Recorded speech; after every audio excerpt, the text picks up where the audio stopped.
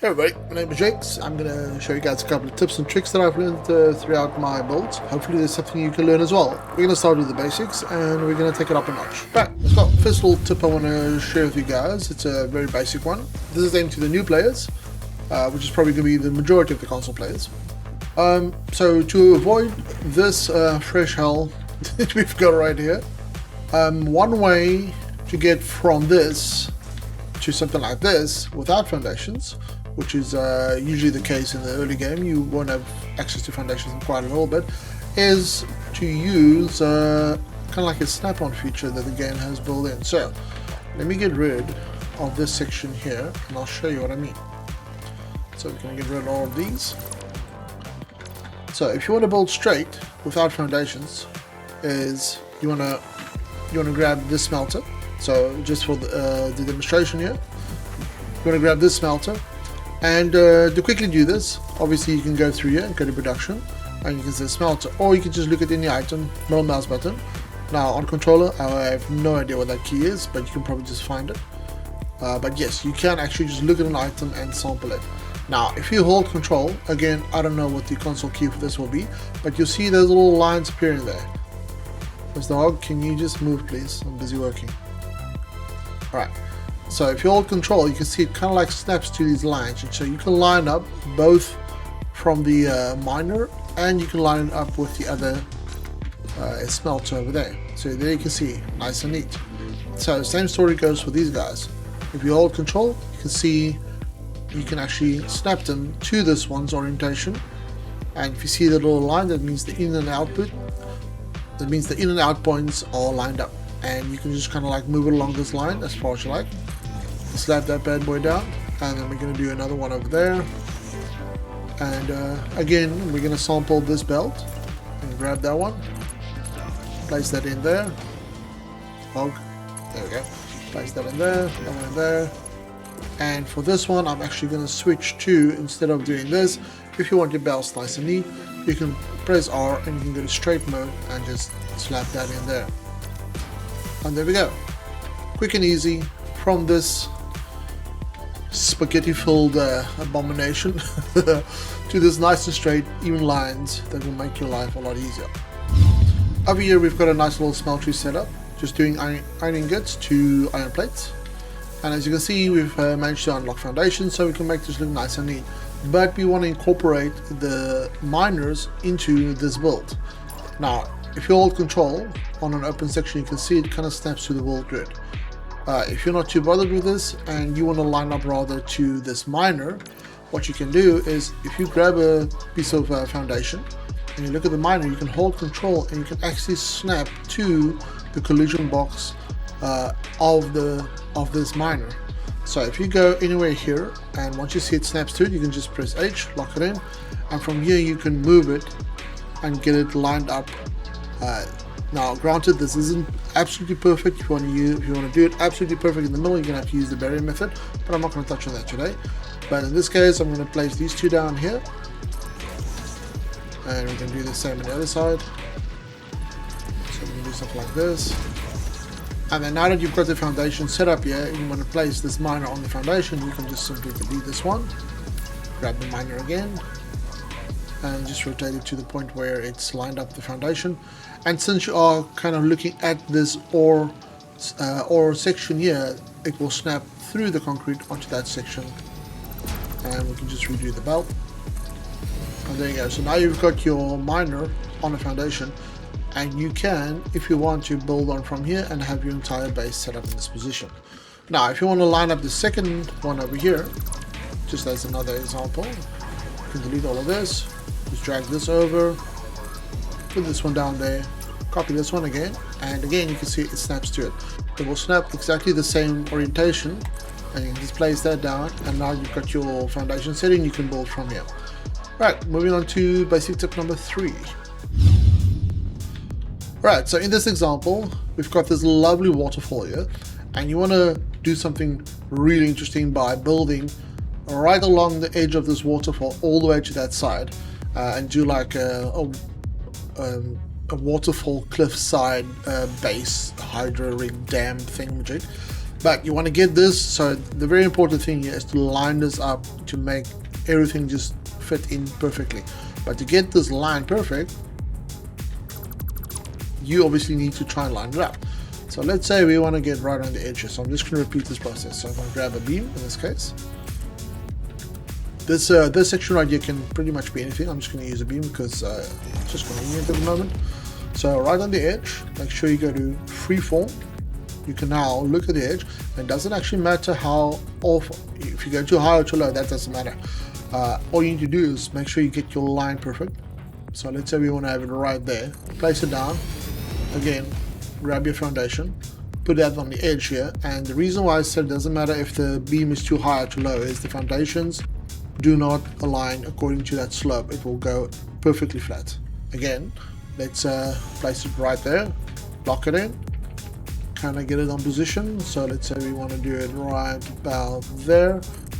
Place that first foundation, take that off. Now this is essentially your pivot point, and then everything will work off this one here. And there you go, perfect line between 2 points without any struggle, without any hassle. And from here you can build up your dam.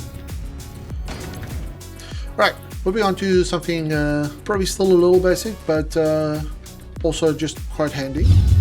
Right, we have the power towers here. Now, in my world, I've had a couple of times where I wanted to build a power tower right on the edge here, but then you kind of like get this thing where it doesn't perfectly line up. So if you take a very sharp angle, like we'll grab this one here, you can see that you can't really,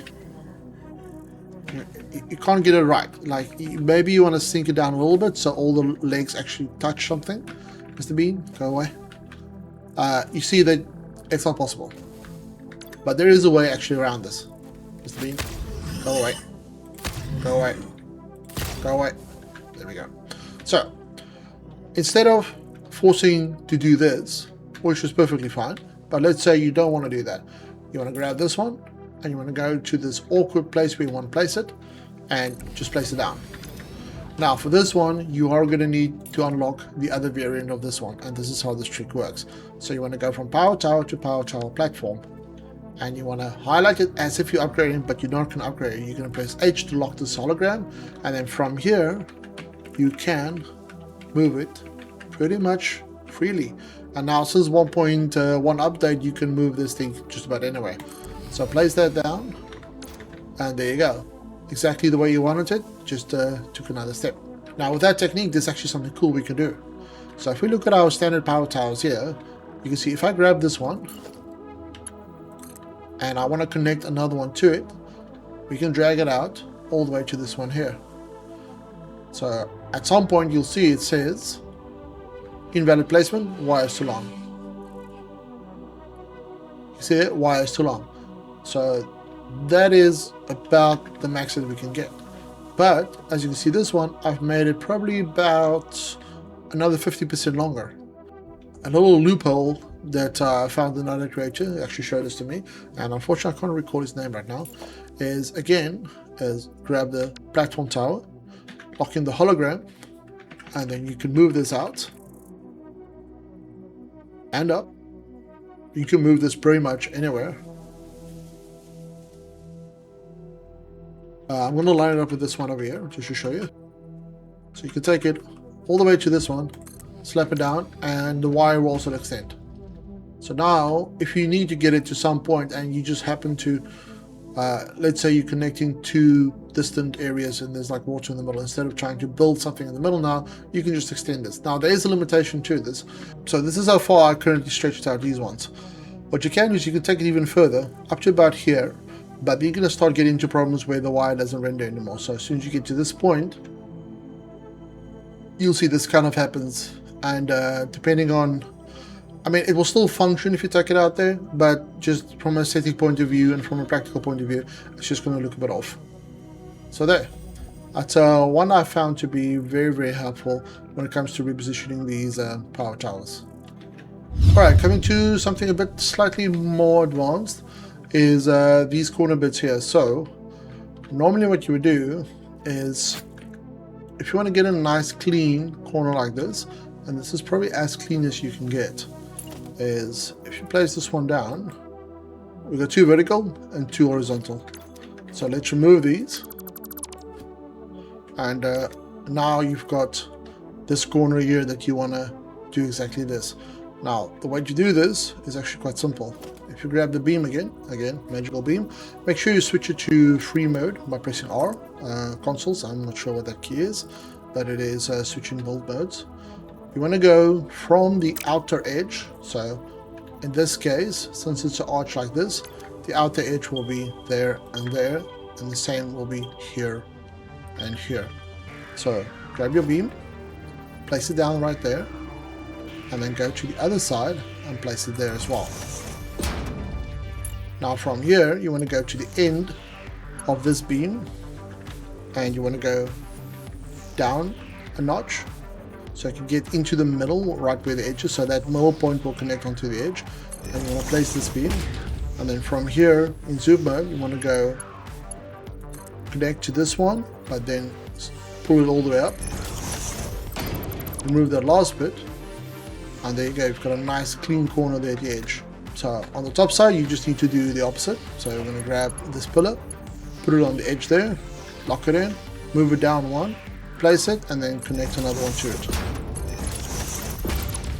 And there we go. Nice 45 degree.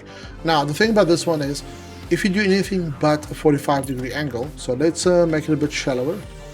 So let's say we want to do this angle right here. I'm going to remove these. You're going to spare yourself a step.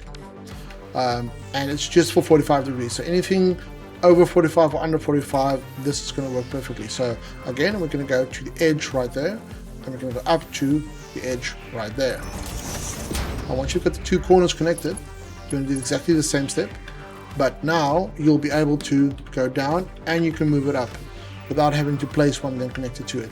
Like I say, it's only for the 45 degree angles where you have to do that section and then move on from there. So you're going to do exactly the same story here and there. And then we remove the beam, and there you go. Got a nice, perfect connection on the angles. And it looks really, really good. This obviously will work for, you can now even go to the bigger beams. So let's say you want to do this one. You can just snap to the edge and move it down, go up, top side, nudge it down, and nudge it back in. And same story this side. I am now connecting this big one to the smaller one. Just moving it down and in position. And then the same story on this side. Just want to go down 4 and go in 1. And there you go. You've got this the bigger pillars. So this technique will work with pretty much any one of these. You can kind of do this similar to this one, but when it comes to the beams and the H-beams and the metal beams, you're going to have to do something a little different. Before we get to that, I just want to quickly show you guys this since we are busy with it. A lot of people have been asking me for my builds, how do I get it so white? And alternatively, you can also get it black in the same manner. Let's do it a weird color. There we go, just for demonstration purposes. If you now want to paint this white, so we go over here and we say, concrete primary, see that's all white, FFFF, that's white, this doesn't matter, and you choose this color. Now you want to paint it white, but it's not white, it's white-ish, maybe. Right, let's say, let's do it black. So we're going to go over here, I'm going to go, we just need to do this, so that's going to be black, 000, paint this one, and no, it's not black, it's not this, it's not that. So the way to get to the bright white and true blacks is you want to go over here, customizer, doesn't matter which swatch you're going to use, but I'm going to use this one here. You want to grab this one, so as a demonstration I'm just going to make this whatever. So there we go, so that's the normal one.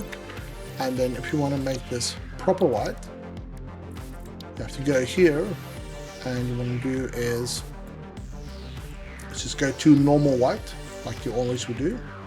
But then what you want to do over here is just add a couple of zeros here at the end. I'm just going to do 100 and click OK, and there you go. Now you can paint it actual white. Right, now for something slightly more advanced. if you want to do this technique, kind of, with beams, you're going to get those gaps in there. And the reason the gaps are showing there is because if you look there, it snaps in the middle. So you need to get something that can snap basically there. But that isn't really possible, so we're going to have to do a workaround. So even if you change the angles from a 45 to a non-45, you still got stuck with the same issue. But this is very much possible to do. A practical example of these is my railway I did, my version 2 railway. You can see these are all H-beams going all the way through. And I've managed to connect them on the edges very neatly and pretty much seamlessly.